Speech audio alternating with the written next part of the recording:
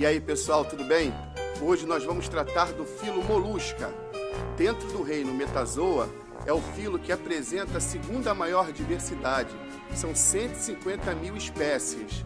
Não sei porquê, acho que fizeram isso de propósito, uma vez que eu sou vascaíno. Mas olha só, esse filo é legal porque mesmo com essa diversidade estrutural, eles apresentam praticamente o mesmo plano corporal. Eles apresentam exclusivamente o manto, que nós vamos ver mais tarde o que é importante para a produção da concha, e a rádula, que é uma estrutura resistente que facilita a captura de alimento por esses animais. É interessante notar que eles vivem em diversos tipos de hábitat, desde rios, lagos, oceanos, grandes profundidades até ambientes terrestres. Nesse grupo nós temos os caracóis, os caramujos, as lesmas, lulas e por aí vai.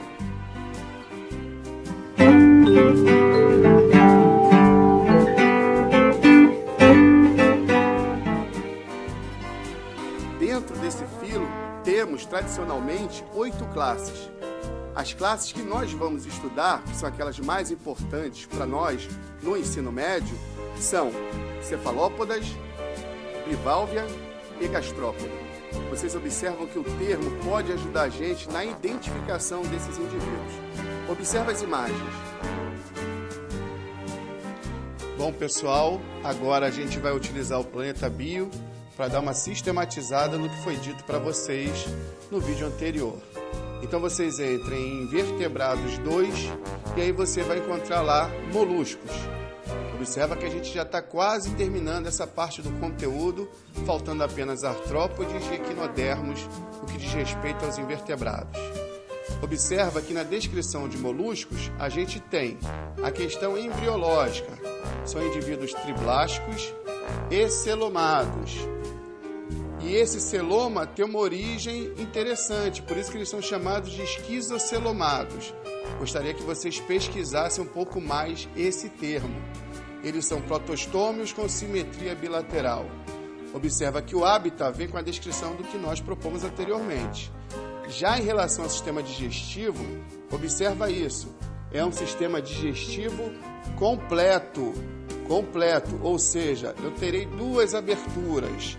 Aí ele fala que existe dentro dessas espécies indivíduos que promovem a digestão extra e intracelulares. Observa também que ele fala na rádula, aquela estrutura que vai servir para que o indivíduo retire do substrato o seu alimento.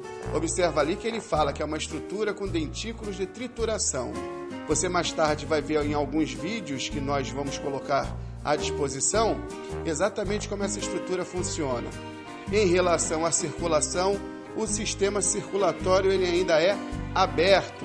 Então existe uma cavidade, a hemocele, e por essa cavidade o líquido, desse sistema circulatório vai banhar todas as células. Então a gente não fala ainda em sistema circulatório fechado, o sistema circulatório é aberto, o sangue ele vai se derramar por todos os tecidos, mantendo assim a nutrição e a retirada dos resíduos. Mas observa que ele diz que os cefalópodes já apresentam um sistema circulatório fechado. Sistema circulatório fechado porque esse sangue ele vai circular dentro de vasos. Isso é uma aquisição evolutiva interessante, porque nesse caso a pressão sanguínea vai estar de tal maneira que facilita a circulação desse sangue.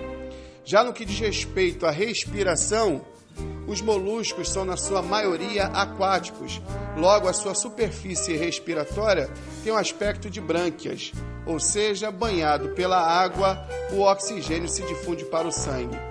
Já outros terrestres apresentam estruturas que têm algo semelhante a pulmões. Ainda não são pulmões como nós conhecemos, mas alguns autores descrevem nesses indivíduos terrestres estruturas semelhantes a pulmões, por isso são chamados de pulmonados.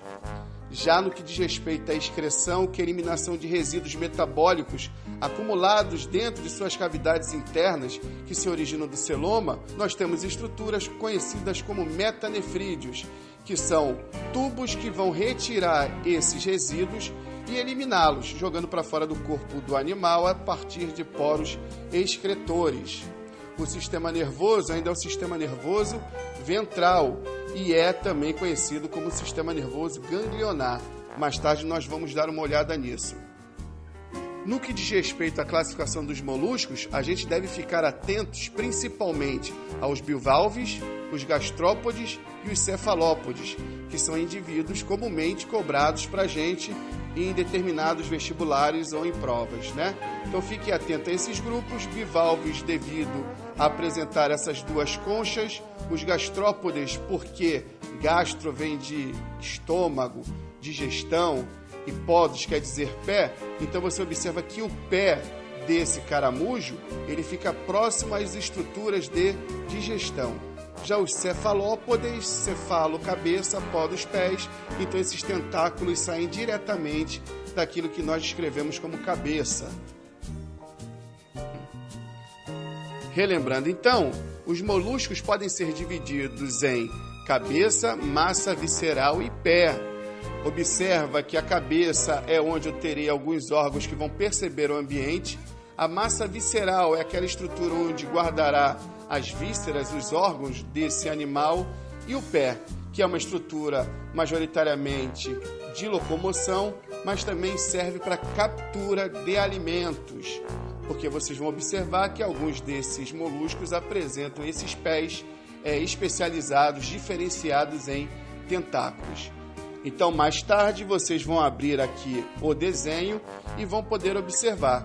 Peço a atenção de vocês para a estrutura chamada de manto. Aqui em 2, eu quero que vocês fiquem atentos à estrutura do manto, que é essa membrana que promove uma dobra que vai envolver toda essa massa visceral.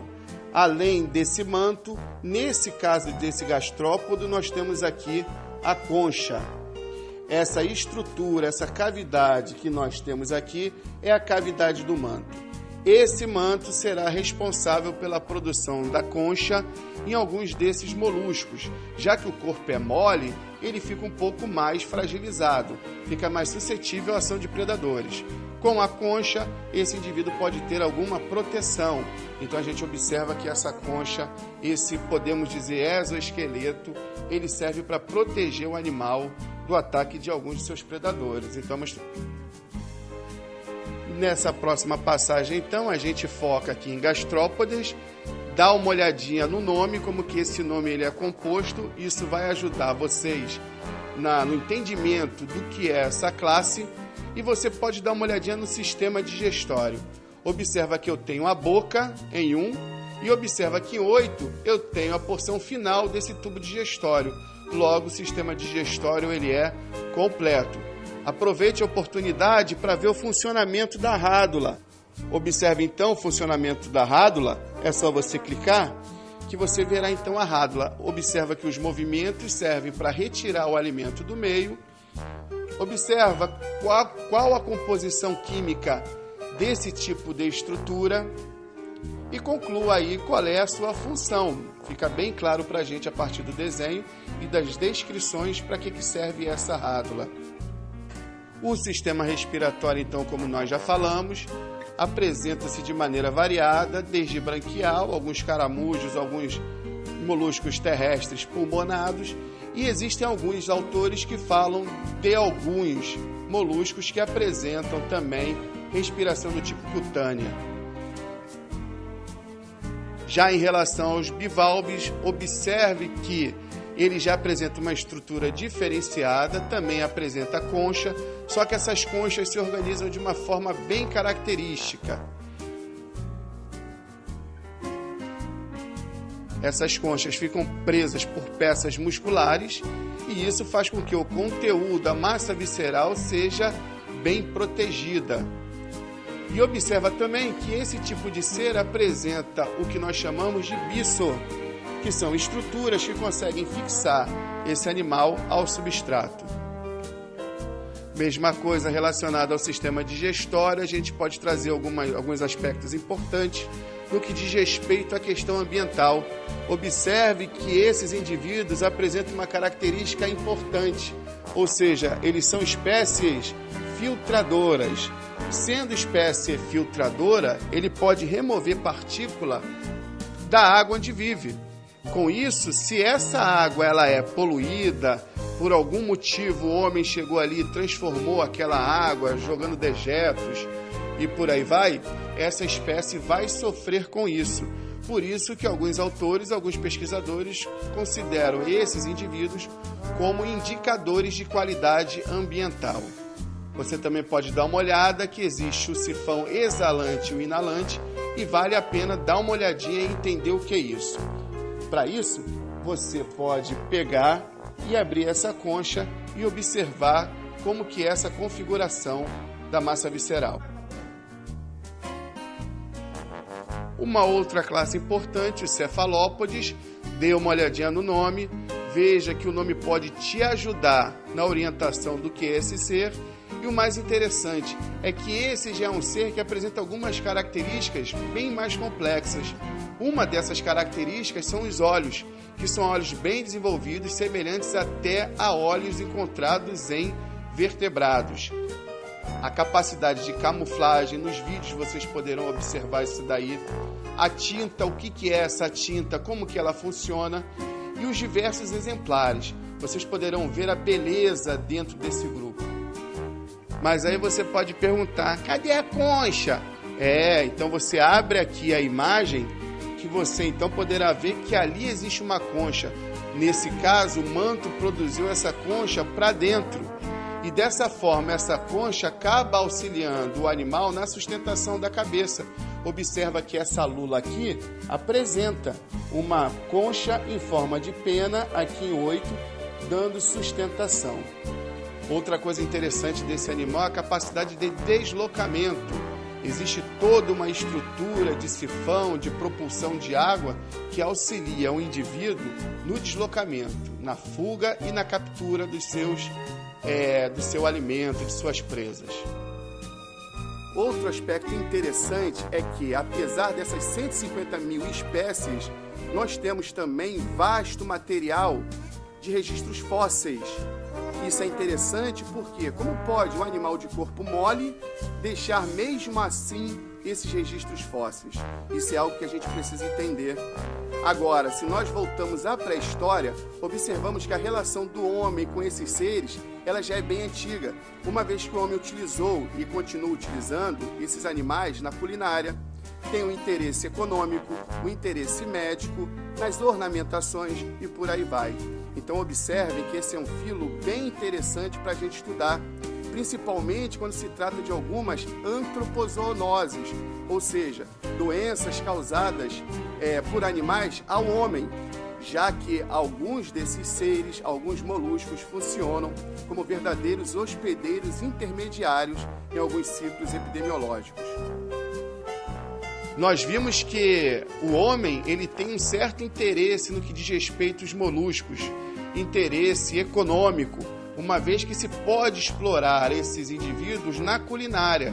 Mas existe um outro interesse também, o interesse nas pérolas que alguns desses seres produzem. Então eu gostaria que vocês dessem uma olhada e concluíssem o que é isso, o que é a pérola, como essa pérola é produzida, para que ela é produzida. Acho que isso é bem interessante e você poderá ver também alguns dos vídeos que nós disponibilizamos.